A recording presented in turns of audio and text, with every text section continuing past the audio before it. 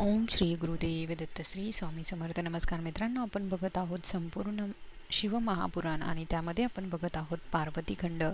तर आजच्या भागामध्ये आपण बघणार आहोत की मंगळ हा कसा जन्मास आला, भूमी पुत्र म्हणून शिवेच्या कृपेने त्याला कसे महत्त्व प्राप्त झाले आणि पृथ्वी माताने त्याचा कसा सांभाळ केला. त्याचप्रमाणे पार्वती माता 8 वर्षाची असताना तिने कशा प्रकारे तपश्चर्या सुरू केली, हे सर्व आपण आजच्या व्हिडिओमध्ये बघणार आहोत. त्यासाठी व्हिडिओ हा शेवटपर्यंत नक्की बघा.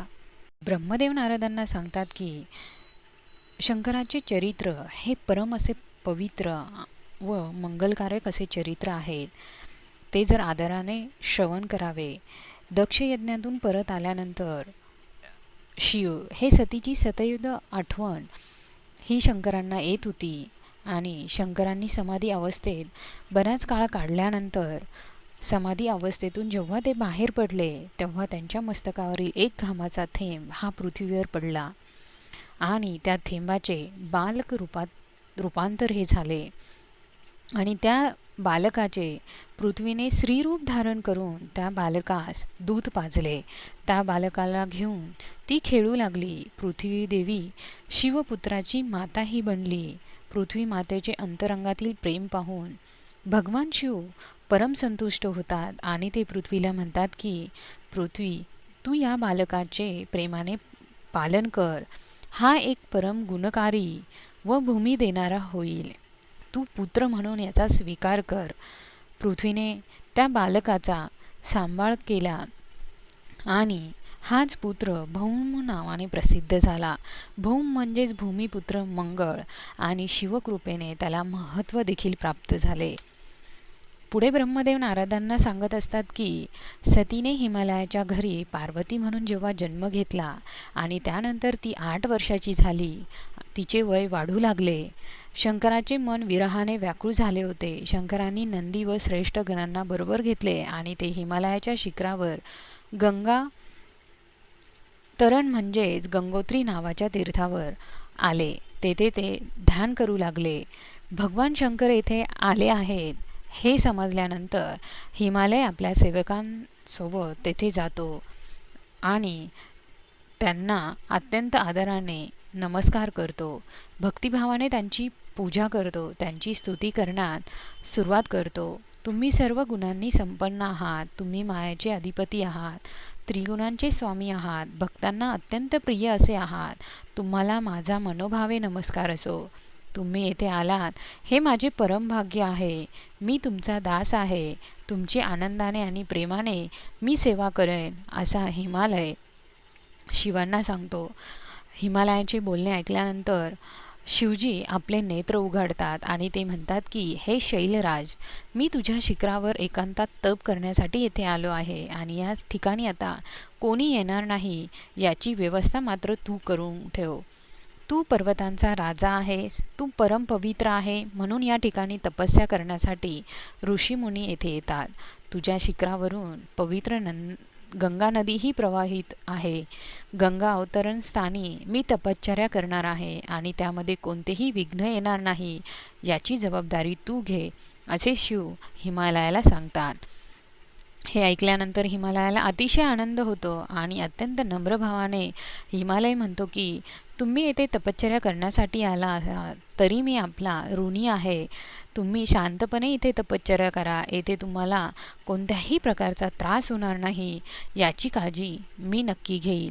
त्यानंतर हिमालय हा आपल्या घरी निघतो आणि त्याने हे सर्व जाऊन मेनेला म्हणजे त्याच्या पत्नीला सांगतो. आपल्या सेवकांना बोलवून घेतो आणि सांगतो की कोणीही गंगावतरण स्थानाकडे जायचे नाही, अशी तो सर्वांना सक्त ताकीद देतो. हिमालय हा सुगंधी फुले आणि मधुर फुले घेऊन शिवांकडे जातो आणि सोबत तो पार्वतीला देखील बरोबर घेऊन जातो. त्या दोघंही महादेवांना वंदन करतात, फुले फळे अर्पण करतात आणि सांगतात की माझी कन्या पार्वती आपल्या 2 सखींसह तुमची सेवा करण्यासाठी येथे राहू इच्छिते. तेव्हा शिव हिमालयाचे हे बोलणे ऐकल्यानंतर शिव आपले डोळे उघडतात आणि म्हणतात की त्यावेळी त्यांना लावण्यवती पार्वती समोर दिसते. तिची अंगकांती निळ्या कमळासारखी होती. मुख हे चंद्रासमान सुंदर होते. नेत्र विशाल व भावपूर्ण होते. कानातील आभूषणे शोभून दिसत होती. अशा पार्वतीला पाहून शंकरांनी डोळे मिटले आणि पुन्हा ध्यानमग्न झाले. त्यावेळी हिमालयाच्या मनात अनेक शंका निर्माण झाल्या आणि हिमालय म्हणतात की आपण माझ्यावर दया करा. या दासाकडे पहा. तुमची परवानगी असेल तर मी पार्वती रोज तुमच्या दर्शनासाठी येऊ शकतो का? शिवजी डोळे उघडतात आणि म्हणतात, हिमालया, तू रोज माझ्या दर्शनाला आला तरी चालेल, परंतु तू पार्वतीला घेऊन येऊ नकोस. हिला घरीच राहू दे. हे ऐकल्यानंतर हिमालय म्हणतात की पार्वतीला घरी राहू दे असे आपण का म्हणतात? माझी कन्या आपली सेवा करण्यास अयोग्य आहे का? कृपा करून माझ्या मनातील शंका तुम्ही दूर करा. त्यावेळी भगवान शिव म्हणतात की हिमालया, तुझ्या मनात काही शंका ठेवू नको. तुझी ही कन्या शुभ लक्षणांनी संपन्न अशी आहे. ती सौंदर्यवान आहे. तिच्याकडे पाहिले तरी मनात विकार उत्पन्न होणार. यासाठी तिला माझ्यासमोर आणू नको, एवढेच मी सांगेल. त्यावेळी तपस्वी लोकांनी स्त्रीपासून दूर राहिले पाहिजे. स्त्रीच्या सानिध्याने मनात विकार निर्माण होतात की वैराग्य तप हे नष्ट होऊन जाते. यासाठी तुझी कन्या माझी सेवा करण्यास राहणे योग्य नाही असे मला वाटते आणि तू या कुठलीही शंका वेगळी मनात आणू नको असे शिव हिमालयाला सांगतात. शिवजीचे हे बोलणे ऐकल्यानंतर पार्वती शंकरांना नमस्कार करते आणि म्हणते की तुम्ही तर तपस्वी आहात. सर्व कर्म करण्याची जी शक्ती तिलाच प्रकृती म्हणतात. या प्रकृतीमुळे उत्पत्ती, स्थिती, लय निर्माण होतात. तुम्ही स्वतः कोण आहात? प्रकृती नसेल तर शरीर कसे प्राप्त होईल? लोक तुमचे स्मरण करतात, वंदन करतात, यालाच प्रकृतीच कारणीभूत आहे. त्यावेळी शिव म्हणतात की कठोर तपश्चर्या करून प्रकृतीचा नाश केला पाहिजे. सत्पुरुषांनी प्रकृतीचा संग्रह करू नये. त्यांनी निर्विकार अवस्थेत राहिले पाहिजे. त्यावेळी पार्वती शिवांना म्हणते की आपल्या मुखातून आता शब्द प्रकट होतात, ती प्रकृतीच नाही का? तर मग तुम्ही प्रकृतीपासून निराळे कसे आहात? संपूर्ण जगत सदैव प्रकृतीने बद्ध आहे. आपली व सृष्टीतील सर्व कार्य प्रकृतीमुळेच होतात. त्यावेळी पार्वती म्हणते की तुम्ही प्रकृतीपासून वेगळे आहात का? मग तपश्चर्या कशाला करतात? तुम्ही प्रकृतीपासून वेगळे आहात, मग स्वतःला जाणत का नाही का? जोपर्यंत इंद्रियांनी सर्व गोष्टींचे आकलन इंद्रियांना होत नाही, तोपर्यंत ज्ञानी लोकांनी हे सर्व बुद्धीचे कार्य आहे हे जाणावे. तुम्ही पुरुष आहात आणि मी प्रकृती आहे हे जाणावे. त्यावेळी शिव पार्वतीला म्हणतात, तुला माझी सेवा करायचीच असेल तर मी तुला अडवत नाही. तू नित्यनेमाने येथे येत जा. पार्वती कधी आपल्या पित्यासोबत तर कधी आपल्या सखींबरोबर शंकराची सेवा करण्यासाठी नित्याने येऊ लागली. ती शिवजींची षोडोपचार पूजा करत असे. अत्यंत आदराने त्यांना वंदन करत असे. आवडीने आश्रम स्वच्छ करत असे. सुगंधी फुले, मधुर फळे, कुश या समिधा आणण्याचे काम ती करत असे. आश्रमातील अन्य कामे देखील ती अतिशय आवडीने करत असे. कधीकधी तिच्या हृदयातील प्रेम गायनाच्या रूपाने प्रकट होत असे.